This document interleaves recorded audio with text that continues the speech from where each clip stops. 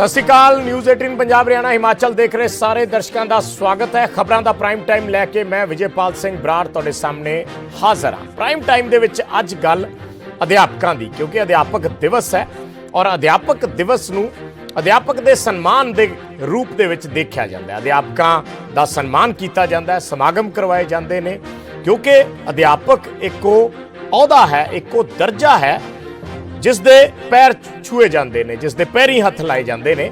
और अध्यापक की इज्जत हर वो शख्स करता है जिसने जिंदगी दे विच कोई भी मकाम हासिल किया है, जो उसके अध्यापकों ने उसनूं सिखाया, जिथे भी वो पहुंचा, जिस भी मकाम ते पहुंचा, उसदे विच अध्यापकों का बहुत बड़ा हथ होंदा है। और अध्यापक नूं एक सन्मानजनक अहुदे ते देखा जाता है, अध्यापक का सत्कार किया जाता है। पर असी अज जिस सिस्टम च बैठे हाँ, उस सिस्टम की त्रासदी ये है कि इस सिस्टम के विच अध्यापकों नूं धक्के खाने पैंदे ने, अध्यापकों नूं अपणियां मंगां दे लई सड़कां ते रुलना पैंदा है, अध्यापकों नूं अपनी गल रखण दे लई धरने मुजाहरे करने पैंदे ने, अध्यापकों दे उपर पुलिस लाठी चार्ज करती है, अध्यापकों ते तशद्दद हुंदा है। इस तरीके दीयां जिहड़ियां कहानियां ने, इस तरीके दे जिहड़े दृश्य ने, वो पिछले लंबे समय तो खास करके पंजाब दी विच देखण नूं मिलदे ने। और अज भी वो जिहड़ी कवायद है वो लगातार चलदी आ रही है। सो अध्यापक दिवस ते असीं अज गल इस मुद्दे नूं लैके करांगे कि आखिरकार क्यों साडा सिस्टम जिहड़ा है वो इस तरीके दा बन चुक्या है कि साडे अध्यापकों नूं सड़कां ते आउणा पैंदा अपनी गल कहण दे लई। एक पासे असीं उन्हां दे सन्मान दे विच समागम रखदे हां और दूसरे पासे उन्हां ते लाठी चार्ज हुंदा है। इन्हां दोनों चीज़ां नूं किस लिहाज नाल फिर देखिया जा सकदा है। घट्टो घट्ट अध्यापक दिवस ते उसदी गल करनी जरूर बनदी है। अगे पिछे भी असीं इस टॉपिक ते चर्चावां करदे हां, अध्यापकों नूं बुलाउने हां अपने शोज़ दे विच, प्रोग्रामां दे विच। पर अज दा दिन इस टॉपिक ते लाजमी बनदा है, क्योंकि अज भी सूबे भर दे विच प्रदर्शन होए ने। पहलां एक रिपोर्ट दिखाउने उन्हां प्रदर्शनां ते, उस तो बाद पैनल साडे नाल जुड़ेगा, गलबात करेंगे।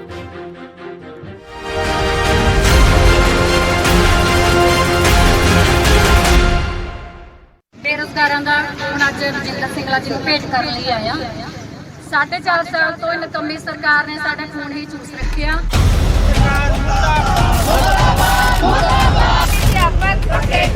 ਅਧਿਆਪਕ ਉਹ ਦੀਵਾ ਜੋ ਸਾਰੀ ਉਮਰ ਦੇ ਲਈ ਵਿਦਿਆਰਥੀ ਨੂੰ ਚਾਨਣ ਦਿੰਦਾ ਹੈ। ਉਹ ਰੋਸ਼ਨੀ ਹੈ ਜੋ ਸਾਰੀ ਉਮਰ ਜੀਵਨ ਨੂੰ ਰੋਸ਼ਨਾਉਂਦੀ ਹੈ। ਪਰ ਪੰਜਾਬ ਦਾ ਅਧਿਆਪਕ ਅੱਜਕੱਲ ਖੁਦ ਹੀ ਅੰਧਕਾਰ ਦੇ ਵਿੱਚ ਹੈ। ਇਹਨਾਂ ਮੁਤਾਬਿਕ ਜੇਕਰ ਸਰਕਾਰ ਨੇ ਇਹਨਾਂ ਦਾ ਭਵਿੱਖ ਹਨੇਰੇ 'ਚ ਛੱਡ ਦਿੱਤਾ ਤਾਂ ਅਸੀਂ ਕਿਵੇਂ ਰੋਸ਼ਨਾ ਸਕਦੇ ਹਾਂ। ਇਹ ਨੇ ਪੰਜਾਬ ਦੇ ਵੱਖ-ਵੱਖ ਜ਼ਿਲ੍ਹਿਆਂ ਦੇ ਅਧਿਆਪਕ ਜਿਨ੍ਹਾਂ ਦਾ ਸਰਕਾਰ ਤੋਂ ਰੋਸ ਹੈ। ਸ਼ਿਕਵੇ ਨੇ ਕਿ 3 ਵਾਰ ਟੈਸਟ ਦੇਣ ਦੇ ਬਾਵਜੂਦ, ਲੱਖ ਵਾਅਦਿਆਂ ਦੇ ਬਾਵਜੂਦ ਸਰਕਾਰ ਨੇ ਹੱਕ ਤਾਂ ਕੀਤੇ ਨੇ, ਬਲਕਿ ਮੰਗਾਂ ਰੱਖਣ ਤੇ ਡੰਡੇ ਤੇ ਲਾਠੀਆਂ ਪੈਂਦੀਆਂ ਨੇ।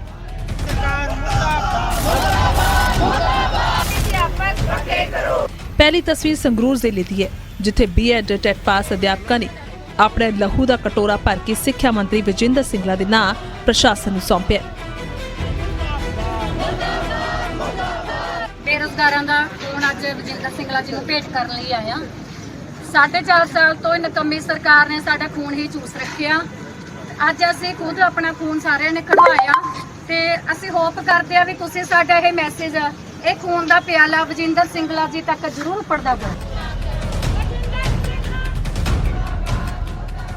ਇਹਨਾਂ ਦਾ ਰੋਸ ਹੈ ਕਿ ਇੰਨੇ ਲੰਬੇ ਸਮੇਂ ਤੋਂ ਸਿੱਖਿਆ ਮੰਤਰੀ ਦੀ ਕੋਠੀ ਦੇ ਬਾਹਰ ਬੈਠੇ ਨੇ ਤੇ ਸਿੱਖਿਆ ਮੰਤਰੀ ਕਹਿੰਦੇ ਨੇ ਕਿ ਉਹ ਰਾਹ ਜਾਂਦਿਆਂ ਨਾਲ ਕੀ ਗੱਲਬਾਤ ਕਰਨਗੇ, ਜਦਕਿ ਉਹ 3 ਵਾਰ ਪੇਪਰ ਦੇ ਚੁੱਕੇ ਨੇ। 4.5 ਸਾਲਾਂ ਦੇ ਵਿੱਚ ਅਨੇਕਾਂ ਵਾਰ ਅਸੀਂ ਮੀਟਿੰਗਾਂ ਕੀਤੀਆਂ ਨੇ ਸਿੱਖਿਆ ਮੰਤਰੀ ਨਾਲ, ਅਨੇਕਾਂ ਵਾਰ ਸਾਡੇ ਲਾਠੀ ਚਾਰਜ ਹੋਇਆ ਮੋਤੀ ਮਹਿਲ ਤੇ ਸਾਡਾ ਸਾਥੀ 21 ਤਰੀਕ ਤੋਂ ਮਨੀਸ਼ ਬਾਜਲਕਾ ਟੈਂਕੀ ਦੇ ਉੱਪਰ ਚੜਿਆ ਹੋਇਆ, ਜਦ ਕਿ ਉਹ ਇੱਕ ਦਿਨ ਵੀ ਪ੍ਰਸ਼ਾਸਨ ਨੇ ਉਹਦੀ ਸਾਰ ਨਹੀਂ ਲਈ।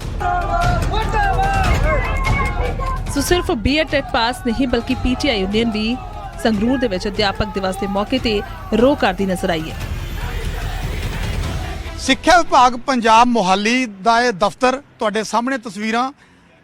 ਇਸ ਦਫ਼ਤਰ ਦੀ ਛੱਤ ਦੇ ਉੱਪਰ 3 ਸ਼ਖਸ ਖੜੇ ਨਜ਼ਰ ਆ ਰਹੇ ਨੇ। ਇਹ 3 ਸ਼ਖਸ ਪਿਛਲੇ 81 ਦਿਨ ਤੋਂ ਇੱਥੇ ਮੌਜੂਦ ਨੇ, ਕੱਚੇ ਅਧਿਆਪਕ ਨੇ ਇਹ। ਔਰ ਇਹਨਾਂ ਦੇ ਬਾਕੀ ਸਾਥੀ ਸਿੱਖਿਆ ਬੋਰਡ ਦੇ ਦਫ਼ਤਰ ਦੇ ਬਾਹਰ ਇੱਥੇ ਲਗਾਤਾਰ ਧਰਨਾ ਲਾ ਕੇ ਬੈਠੇ ਨੇ, ਆਪਣੀਆਂ ਮੰਗਾਂ ਨੂੰ ਲੈ ਕੇ ਸਰਕਾਰ ਦੇ ਅੱਗੇ ਦੁਹਾਈ ਦੇ ਰਹੇ ਨੇ। ਔਰ ਪਿਛਲੇ 81 ਦਿਨ ਤੋਂ ਇਹਨਾਂ ਦਾ ਧਰਨਾ ਇੱਥੇ ਲਗਾਤਾਰ ਜਾਰੀ ਆ। ਉਧਰ ਮੋਹਾਲੀ ਦੇ ਵਿੱਚ ਲੰਮੇ ਸਮੇਂ ਤੋਂ ਧਰਨੇ ਤੇ ਬੈਠੇ ਕੱਚੇ ਅਧਿਆਪਕਾਂ ਨੇ ਵੀ ਪ੍ਰਦਰਸ਼ਨ ਕੀਤਾ। ਇਹਨਾਂ ਵੀ ਆਪਣੇ ਨਾਲ ਕੀਤੇ ਵਾਅਦਿਆਂ ਦਾ ਹਵਾਲਾ ਦਿੱਤਾ। ਹਾਂਜੀ ਅਨੇਕਾਂ ਮੀਟਿੰਗਾਂ ਹੋਈਆਂ ਨੇ, ਬਹੁਤ ਮੀਟਿੰਗਾਂ ਹੋਈਆਂ ਨੇ। ਠੀਕ ਹੈ, ਸਰਕਾਰ ਨੇ 83 93 ਪੋਸਟਾਂ ਸਾਡਾ ਨੋਟੀਫਿਕੇਸ਼ਨ ਵੀ ਕੀਤਾ ਹੈ, ਮਤਲਬ ਕੈਬਨਿਟ ਦੇ 16 ਤਰੀਕ ਨੂੰ ਪਾਸ ਕਰਤਾ ਹੈ, ਪਰ ਅਜੇ ਤੱਕ ਉਹਦਾ ਨੋਟੀਫਿਕੇਸ਼ਨ ਹੋਣਾ ਬਾਕੀ ਹੈ।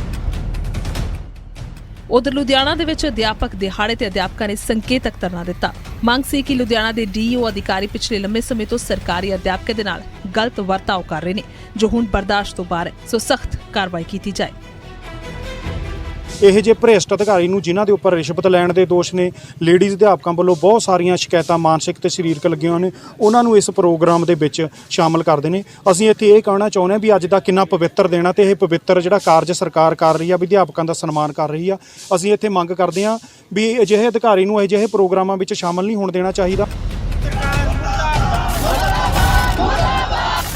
ਸੋ ਇਹ ਹੈ ਪੰਜਾਬ 'ਚ ਅਧਿਆਪਕਾਂ ਦੀ ਜਿਉਂਦੀ ਜਾਗਦੀ ਤਸਵੀਰ, ਜੋ ਅੱਜ ਅਧਿਆਪਕਾਂ ਨੇ ਗੁੱਸੇ ਤੇ ਭਰੇ ਮਨ ਦੇ ਨਾਲ ਲੋਕਾਂ ਦੇ ਸਾਹਮਣੇ ਰੱਖੀ ਹੈ। ਸਵਾਲਾਂ ਦੀ ਝੜੀ ਹੈ, ਪਰ ਸਭ ਤੋਂ ਵੱਡਾ ਸਵਾਲ ਹੈ ਕਿ ਕਦੋਂ ਸਿੱਖਿਆ ਦੇਣ ਵਾਲਾ ਅਧਿਆਪਕ ਸਮੇਂ ਦੀਆਂ ਸਰਕਾਰਾਂ ਤੋਂ ਸੰਤੁਸ਼ਟ ਹੋਵੇਗਾ। ਸੰਗਰੂਰ ਤੋਂ ਚਰਨਜੀਵ, ਮੋਹਾਲੀ ਤੋਂ ਨਪਿੰਦਰ ਬਰਾੜ ਦੇ ਨਾਲ ਲੁਧਿਆਣਾ ਤੋਂ ਰੋਹਿਤ ਕੌਰ ਦੀ ਰਿਪੋਰਟ, ਨਿਊਜ਼ 18 ਪੰਜਾਬ।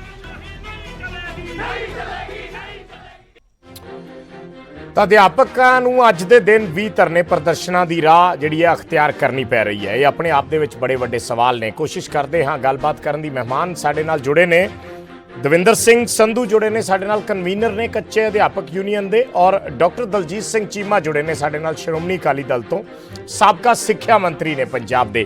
ਪਹਿਲਾਂ ਸੰਧੂ ਸਾਹਿਬ ਤੁਹਾਡੇ ਤੋਂ ਮੈਂ ਇੱਕ ਸ਼ੁਰੂਆਤ ਕਰਨੀ ਚਾਹੂੰਗਾ ਕਮੈਂਟ ਲੈ ਕੇ ਕਿ ਅੱਜ ਦਾ ਦਿਨ ਹੈ, ਕਿਉਂਕਿ ਅਸੀਂ ਅਕਸਰ ਆਫ ਕੈਮਰਾ ਵੀ ਬਹੁਤ ਲੋਕਾਂ ਨਾਲ ਗੱਲਬਾਤ ਕਰਦੇ ਰਹਿੰਦੇ ਹਾਂ, ਕਈ ਪੋਲੀਟੀਸ਼ੀਅਨਸ ਦੇ ਨਾਲ ਵੀ ਗੱਲਬਾਤ ਹੁੰਦੀ ਹੈ, ਔਰ ਇਹ ਚਰਚਾ ਹੋ ਰਹੀ ਸੀ ਕਈਆਂ ਨੇ ਆਫ ਕੈਮਰਾ, ਹਾਲਾਂਕਿ ਸਾਹਮਣੇ ਆ ਕੇ ਹੋ ਸਕਦਾ ਕੋਈ ਨਾ ਕਵੇ, ਪਰ ਆਫ ਕੈਮਰਾ ਕਈਆਂ ਨੇ ਇਹ ਕਿਹਾ ਕਿ ਘੱਟੋ ਘੱਟ ਅੱਜ ਦਾ ਦਿਨ ਜਿਹੜੇ ਆ ਪ੍ਰੋਟੈਸਟ ਨਹੀਂ ਕਰਨੇ ਚਾਹੀਦੇ ਸੀ।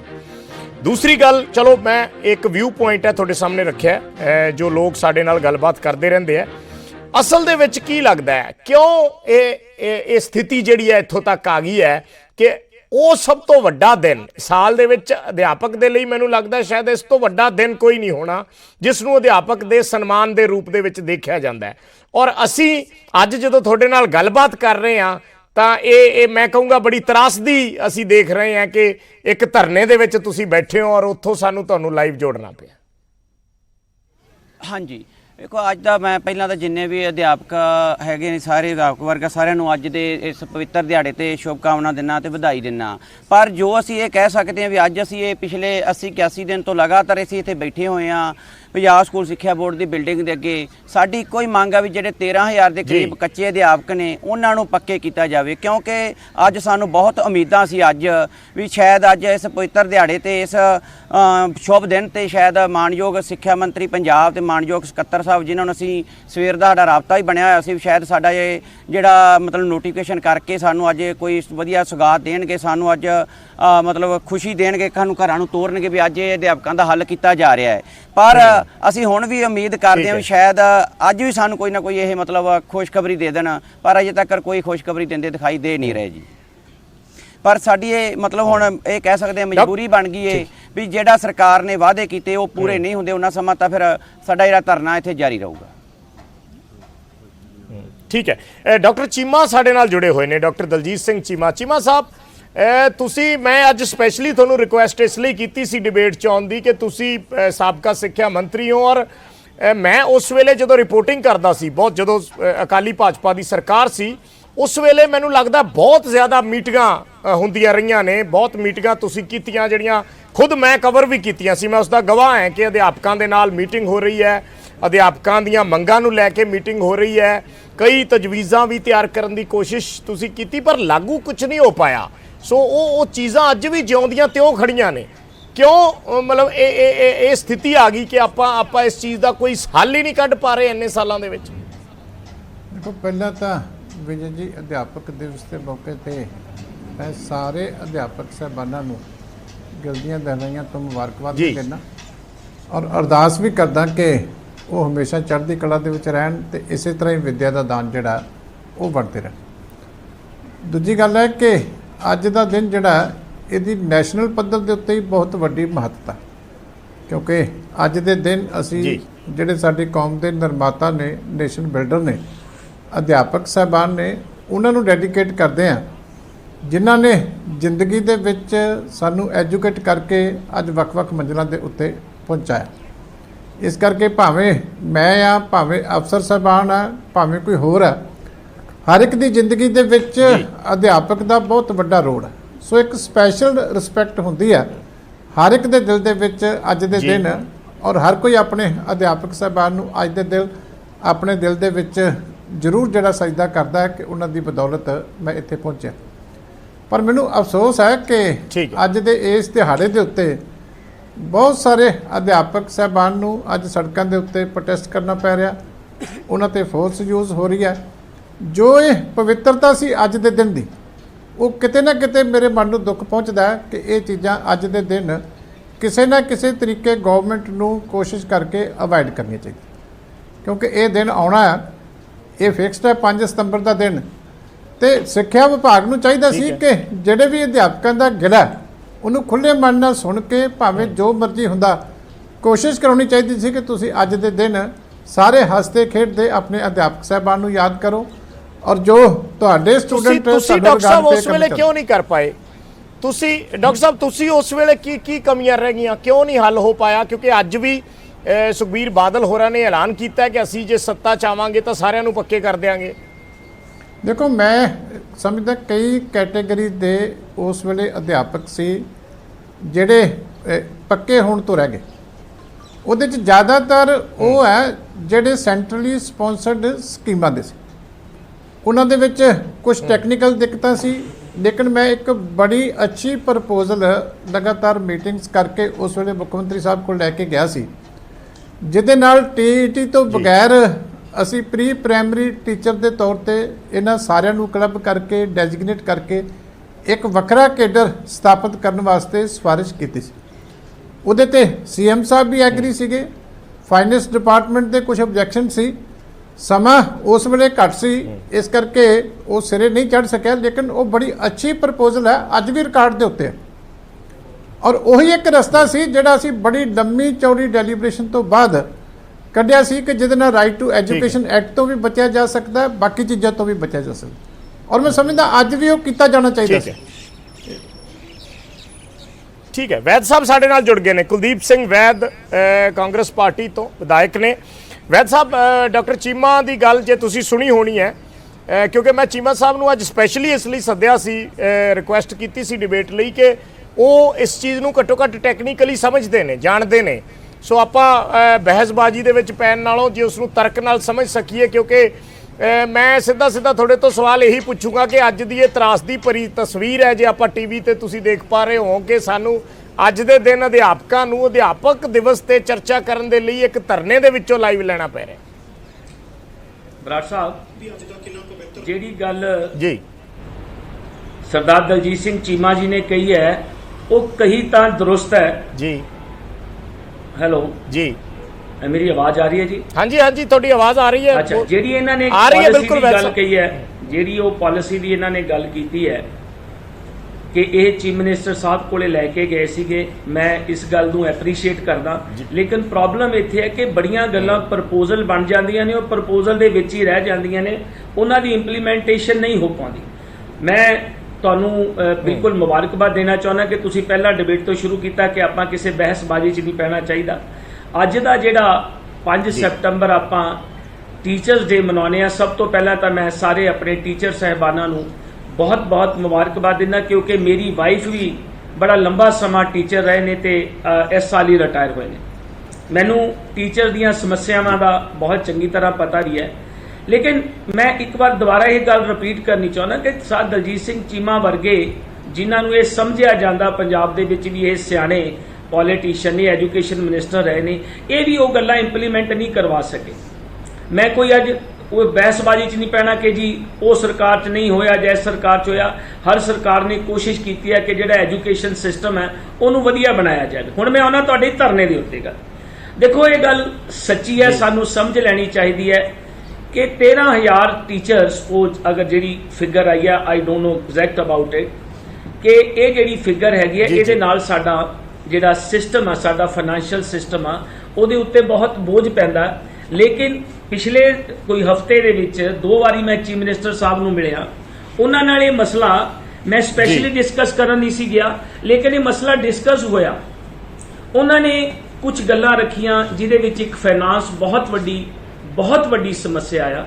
ਲੇਕਿਨ ਇੱਕ ਗੱਲ ਮੈਂ ਮੁਬਾਰਕਬਾਦ ਦੇਣਾ ਚਾਹੁੰਦਾ ਕੈਪਟਨ ਅਮਰਿੰਦਰ ਸਿੰਘ ਨੂੰ ਕਿ ਉਹਨਾਂ ਨੇ ਮੈਨੂੰ ਇੱਕ ਗੱਲ ਜ਼ਰੂਰ ਕਹੀ ਕਿ ਬੇਟਾ ਥੋੜਾ ਜਿਹਾ ਹੋਰ ਸੰਭਲ ਜੀਏ। ਇਹ ਜਿਹੜੇ ਟੀਚਰਸ ਨੇ, ਮੈਨੂੰ ਅਫਸੋਸ ਹੈ ਕਿ ਅਸੀਂ ਇਹਨਾਂ ਨੂੰ ਹਾਲੇ ਪੱਕਿਆ ਨਹੀਂ ਕਰ ਪਾ ਰਹੇ, ਲੇਕਿਨ ਇਹਨਾਂ ਨੂੰ ਕਰਾਂਗੇ ਜ਼ਰੂਰ। ਸੋ ਮੇਰਾ ਕਹਿਣ ਤੋਂ ਪਰਪਸ ਜਿਹੜੀ ਚੀਮਾ ਸਾਹਿਬ ਨੇ ਗੱਲ ਕੀਤੀ ਹੈ, ਬਰਾੜ ਸਾਹਿਬ ਜਿਹੜੀ ਤੁਸੀਂ ਵੀ ਸਮਾਂ, ਤੁਸੀਂ ਵੀ ਸਿਆਣੇ ਹੋ, ਨਹੀਂ ਬਰਾੜ ਸਾਹਿਬ, ਤੁਸੀਂ ਅਫਸਰ ਰਹਿ ਚੁੱਕੇ ਹੋ, ਤੁਹਾਨੂੰ ਵੀ ਸਾਰੀਆਂ ਬਰੀਕੀਆਂ ਦਾ ਪਤਾ ਹੈ। ਸਮਾਂ ਕਿੱਥੇ ਬਚਿਆ ਹੈ? ਤੁਸੀਂ ਇੱਕ ਗੱਲ ਤਾਂ ਦੱਸੋ, ਸਮਾਂ ਕਿੱਥੇ ਬਚਿਆ ਹੈ? ਪ੍ਰਕਿਰਿਆਵਾਂ ਚੀਮਾ ਸਾਹਿਬ ਮੈਨੂੰ ਲੱਗਦਾ ਵੀ 3 ਸਾਲ 4 ਸਾਲ ਦੇ ਕਰੀਬ ਰਹੇ ਹੋਣਗੇ ਐਜੂਕੇਸ਼ਨ ਮਿਨਿਸਟਰ। ਇਹ ਕਹਿੰਦੇ ਆ ਵੀ ਅਸੀਂ ਮੀਟਿੰਗਾਂ ਕੀਤੀਆਂ, ਅਸੀਂ ਸੁਲਝਾ ਨਹੀਂ ਸਕੇ, ਤੇ ਆਪਾਂ ਫਿਰ ਕੀ ਉਮੀਦ ਰੱਖਾਂਗੇ ਸਰ? ਨਹੀਂ ਬਰਾੜ ਸਾਹਿਬ ਇਸ ਤਰ੍ਹਾਂ ਇਹਨੂੰ ਆਪਾਂ ਨਾ ਇਹਨਾਂ ਨੂੰ ਆਪਾਂ ਦੋ ਉਹਦੇ ਵਿੱਚ ਵੰਡ ਲਈਏ ਕਿ ਪੰਜਾਬ ਗਵਰਨਮੈਂਟ ਨੇ ਇਸ 4.5 ਸਾਲਾਂ ਦੇ ਵਿੱਚ ਐਜੂਕੇਸ਼ਨ ਮਹਿਕਮੇ ਦੇ ਐਜੂਕੇਸ਼ਨ ਦੇ ਖੇਤਰ ਵਿੱਚ ਕੀ ਪ੍ਰਾਪਤੀਆਂ ਕੀਤੀਆਂ। ਮੈਂ ਵੈਸੇ ਤੁਹਾਨੂੰ ਮਾੜਾ ਜਿਹਾ ਰੋਕ ਰਿਹਾ। ਇਹ ਦਵਿੰਦਰ ਸੰਧੂ ਹੋਰੀ, ਮੈਂ ਇੱਕ ਸੈਕਿੰਡ ਪਲੀਜ਼, ਦਵਿੰਦਰ ਸੰਧੂ ਹੋਰੀ ਕੁਝ ਐਡ ਕਰਨਾ ਚਾਹ ਰਹੇ ਨੇ, ਹੋ ਸਕਦਾ ਹੈ ਤੁਹਾਡੀ ਗੱਲ ਨੂੰ ਤੁਸੀਂ ਉਸ ਤੋਂ ਬਾਅਦ ਆਸਾਨੀ ਨਾਲ ਸਮਝਾ ਸਕੋ। ਦਵਿੰਦਰ ਸੰਧੂ ਜੀ, ਤੁਸੀਂ ਕੀ ਕਹਿਣਾ ਚਾਹ ਰਹੇ ਹੋ? ਹਾਂਜੀ ਬਰਾੜ ਸਾਹਿਬ, ਮੈਂ ਇਹ ਕਹਿਣਾ ਚਾਹਣਾ ਵੈਦ ਸਾਹਿਬ ਨੂੰ ਵੀ ਤੇ ਚੀਮਾ ਸਾਹਿਬ ਨੂੰ। ਪਹਿਲਾਂ ਤਾਂ ਵੈਦ ਸਾਹਿਬ ਵੱਲ ਆਉਂਗਾ ਮੈਂ ਵੀ, ਜਦੋਂ ਤੁਸੀਂ ਮਿਲੇ ਜੇ, ਚਲੋ ਅਸੀਂ ਸਤਿਕਾਰ ਕਰਦੇ ਹਾਂ ਤੁਹਾਡਾ ਵੀ ਤੁਸੀਂ ਸਾਡੇ ਮੁੱਦੇ ਤੇ ਨਹੀਂ ਮਿਲੇ, ਚਲੋ ਤੁਸੀਂ ਪੰਜਾਬ ਦੇ ਹਰੇਕ ਮੁੱਦੇ ਤੇ ਮਿਲੇ ਜੇ, ਅਧਿਆਪਕਾਂ ਦੇ ਵਰਗ ਤੇ ਮਿਲੇ, ਧੰਨਵਾਦ ਤੁਹਾਡਾ। ਪਰ ਗੱਲ ਇੱਥੇ ਮੁੱਕਦੀ ਹੈ ਵੀ ਜਦੋਂ ਮੁੱਖ ਮੰਤਰੀ ਸਾਹਿਬ ਸਾਡੇ ਧਰਨੇ ਦੇ ਵਿੱਚ ਆ ਕੇ ਵਾਅਦਾ ਕਰਦੇ ਨੇ ਕਿ ਜਿੰਨੀ ਤੁਸੀਂ ਤਨਖਾਹ ਲੈ ਰਹੇ ਉਦੋਂ ਵੱਧ ਤਾਂ ਮੇਰਾ ਮਾਲੀ ਲੈ ਰਿਹਾ ਹੈ, ਤੇ ਸਾਡੇ ਨਾਲ ਵਾਅਦਾ ਇਹ ਕੀਤਾ ਗਿਆ ਸੀ ਮੁੱਖ ਮੰਤਰੀ ਜੀ ਦੁਆਰਾ, ਮਾਣਯੋਗ ਸਾਡੇ ਜਿਹੜੇ ਮੁੱਖ ਮੰਤਰੀ ਨੇ ਜਿਹਦੇ ਵਿੱਚ ਸੰਦੀਪ ਸੰਧੂ ਜੀ ਵੀ ਸੀ, ਹੋਰ ਵੀ ਇਹਨਾਂ ਦੇ ਜਿਹੜੇ ਕੈਬਨਿਟ ਮੰਤਰੀ ਹਾਜ਼ਰ ਸੀ, ਕਿ ਅਸੀਂ ਪਹਿਲੀ ਕੈਬਨਿਟ ਦੇ ਵਿੱਚ ਹੱਲ ਕਰਾਂਗੇ। ਤੇ ਹੁਣ ਮੈਨੂੰ ਐਂ ਲੱਗਦਾ ਹੈ ਵੀ ਮਹੀਨੇ 1 ਜਾਂ 2 ਰਹਿ ਗਏ ਨੇ, ਕਿਤੇ ਨਾ ਹੋਵੇ ਜਿਵੇਂ ਚੀਮਾ ਸਾਹਿਬ ਕਹਿ ਰਹੇ ਸੀ ਵੀ ਫਾਈਨਾਂਸ ਦੀ ਪ੍ਰੋਬਲਮ ਆ ਗਈ ਜਾਂ ਸਰਕਾਰ ਦੇ ਦਿਨ ਉਸ ਸਮੇਂ ਸਾਡੇ ਕੋਲ ਸਮਾਂ ਥੋੜਾ ਬਚਿਆ, ਵੀ ਐਂਡ ਦੇ ਵਿੱਚ ਇਹ ਵੀ ਮਤਲਬ ਤੁਸੀਂ ਵੀ ਐਂ ਪੱਲਾ ਚੜਾ ਕੇ ਚੱਲ ਜਿਓ ਵੀ ਭਾਈ ਸਾਡੇ ਕੋਲ ਤਾਂ ਸਮਾਂ ਥੋੜਾ ਰਹਿ ਗਿਆ ਸੀ। ਪਰ ਜੇ ਸਮਾਂ ਥੋੜਾ ਰਹਿ ਗਿਆ ਸੀ, ਪਰ ਸ਼ਿਕਾਰ ਤਾਂ ਉਹਦੇ ਅਸੀਂ ਹੋਏ ਆ ਨਾ, ਜ਼ਿੰਦਗੀਆਂ ਸਾਡੀਆਂ ਬਰਬਾਦ ਹੋ ਗਈਆਂ, ਜਿੰਦੇ 'ਚ ਮੋਸਟਲੀ ਇਹ ਟੀਚਰ ਨੇ 50 ਤੋਂ ਪਲੱਸ ਹੋ ਗਏ ਨੇ। ਅੱਜ ਸਾਡੇ ਤੇ ਜੇ ਅਲੱਗ-ਅਲੱਗ ਤਰ੍ਹਾਂ ਦੀਆਂ ਸ਼ਰਤਾਂ ਲਾਈਆਂ ਜਾ ਰਹੀਆਂ ਨੇ, ਉਸ ਸਮੇਂ ਜੋ ਸਾਡੀਆਂ ਭਰਤੀਆਂ ਸੀ ਉਸ ਸਮੇਂ ਅਸੀਂ ਹਰੇਕ ਐਲੀਜੀਬਿਲਟੀ ਜੋ ਵੀ ਸੀ ਪੂਰੀ ਕਰਕੇ ਲੱਗੇ ਸੀ। ਇਹਦੇ 'ਚ ਜੇ ਤੁਸੀਂ ਇੱਕ ਦੂਜੇ ਨੂੰ ਕੋਸੀ ਜਾਣਾ, ਚੀਮਾ ਸਾਹਿਬ ਕਹਿ ਰਹੇ ਨੇ ਕਿ ਅਸੀਂ ਫਾਈਲ ਤਿਆਰ ਕੀਤੀ ਹੋਈ ਸੀ, ਵੈਦ ਸਾਹਿਬ ਕਹਿ ਰਹੇ ਜੀ ਮੈਂ ਮੁੱਖ ਮੰਤਰੀ ਨੂੰ ਮਿਲ ਰਿਹਾ, ਸਾਡੀ ਤਾਂ ਇੱਕੋ ਹੀ ਬੇਨਤੀ ਆ ਵੀ ਤੁਸੀਂ ਨੋਟੀਫਿਕੇਸ਼ਨ ਕਰੋ। 14 ਅਗਸਤ ਨੂੰ ਕੈਬਨਿਟ ਦੇ ਵਿੱਚ ਹੀ ਪਾਸ ਹੋ ਗਿਆ, ਉਹ ਇਸ਼ਤਿਹਾਰ ਦਿਓ। ਉਸ ਤੋਂ ਬਾਅਦ ਅਸੀਂ 16 ਅਗਸਤ ਨੂੰ ਤੇ ਮੁੱਖ ਮੰਤਰੀ ਜੀ ਨੂੰ ਵੀ ਅਸੀਂ ਮਿਲੇ ਹਾਂ 14 ਅਗਸਤ ਨੂੰ ਗੁਰੂ ਨਗਰੀ ਅੰਮ੍ਰਿਤਸਰ, ਉੱਥੇ ਵੀ ਉਹਨਾਂ ਨੇ ਵਾਅਦਾ ਕੀਤਾ ਸੀ ਵੀ ਜਿਹੜੇ ਅਧਿਆਪਕ ਰਹਿੰਦੇ ਨੇ ਉਹਨਾਂ ਨੂੰ ਅਸੀਂ ਜਲਦ ਪੱਕੇ ਕਰਾਂਗੇ। ਉਸ ਤੋਂ ਪਹਿਲਾਂ ਜਵਾਬ ਲੈਣਾ ਜ਼ਿਆਦਾ ਜ਼ਰੂਰੀ ਹੈ। ਬਿਲਕੁਲ ਜੀ, ਸੰਧੂ ਜੀ ਜਵਾਬ ਲੈਣਾ ਆਪਾਂ ਨੂੰ ਜ਼ਿਆਦਾ ਜ਼ਰੂਰੀ ਹੈ।